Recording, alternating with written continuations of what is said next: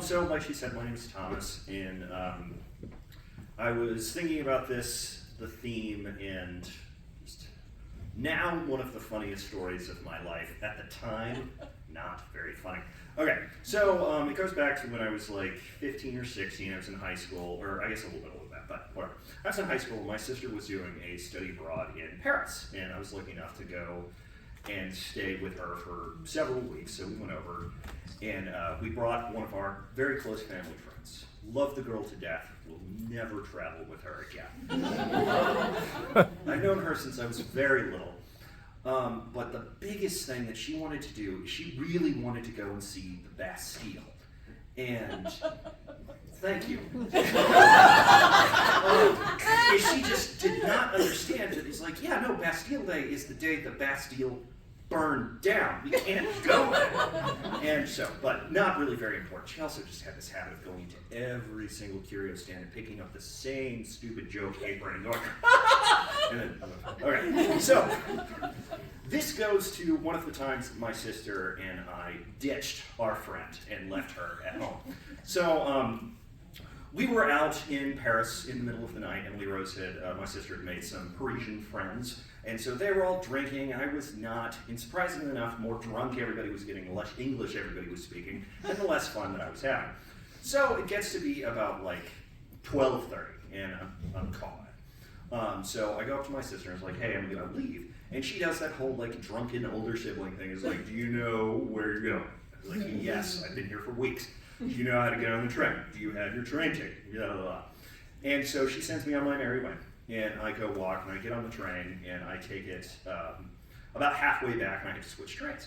So I get off the train, and I'm trying to get to the next little area, and this little Parisian guy comes up and is standing in front of me and going, and he looks a lot like Inspector Clouseau from the Pink Panther cartoon. He had that little hat, he had a big nose and mustache, and did not speak any English. So over the course of the next like 5 minutes, through pantomime and charades, I was able to figure out that I could not get on the next train because the trains were done for the day.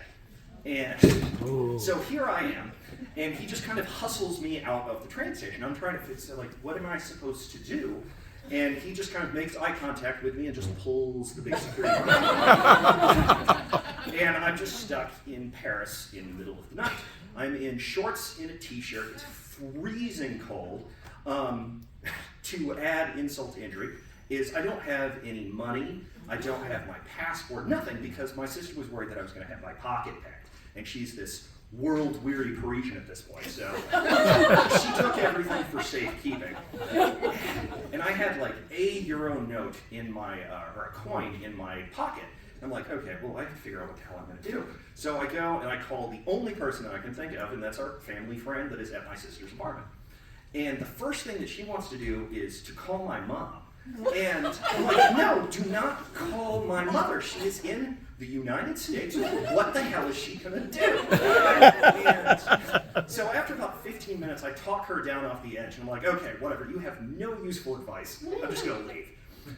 So I end up wandering the streets of Paris in the middle of the night, going in and out of bars until they threw me out for not having any money. I ended up getting chased by this homeless guy and a dog for like a mile. And not like just them following me, I was running away from this guy for like a mile. Which is how I ended up, I had no idea where I was. Totally, completely lost in Paris in the middle of the night.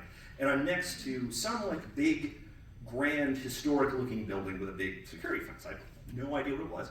I'm just kind of wandering down the street, and I look behind me into a military jeep and a police car pulled up, and they're like way down at the end of the block. And you see military people in Paris all the time, or at least you did.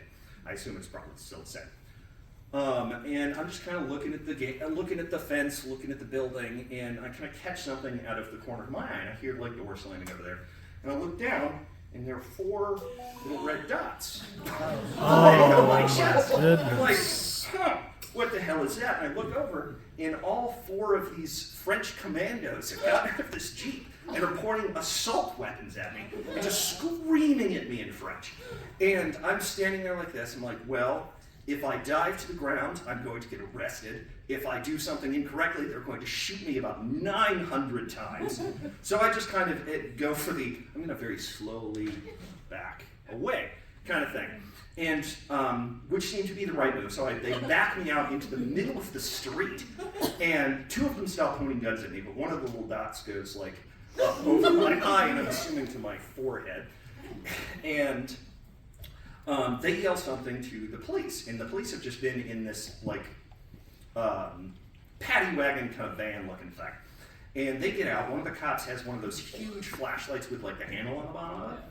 And he comes over and he points it at the fence and looks around. They all talk, and then everybody just leaves. No one says anything to me. Everyone's like, "Oh, I'm sorry, we almost killed you." And so I'm literally just standing in the middle of the street still. I just kind of sat down where I was until I almost got run over by a bus. And then I got up, and I'm just numb at this point. I'm kind of wandering around. It's probably like 3 o'clock in the morning. And I wander until I finally find another train station. It's like down at the bottom of this, it's an underground train station, so there's got like the stairs that go down to the security grate. And I decide that I'm just going to go and sit down at the bottom of the steps. So I go and I sit in a little fetal position for hours.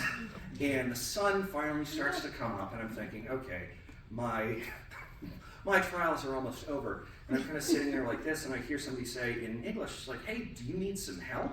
And I look up, and there's this tiny little old Parisian guy in a fluorescent vest that says tourist information on it. And